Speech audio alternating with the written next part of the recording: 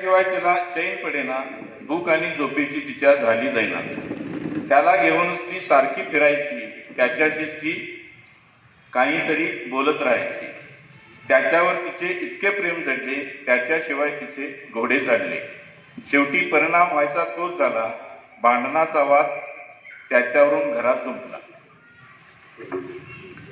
घरच्यांनी त्याच्या संगतीला विरोध केला. साथ सोड नाही त्याची तर बाहेर फेकू त्याला.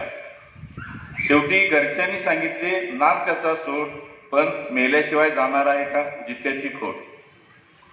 शेवटी घरच्यांनी करायचे तेच केले. निर्दयपणे त्याच्याशी तिचे संबंधच तोडले. ती हिरमुसली, रडली, कुरंगटून बसली, पण घरच्यांनी तिची दयामाया नाही केली.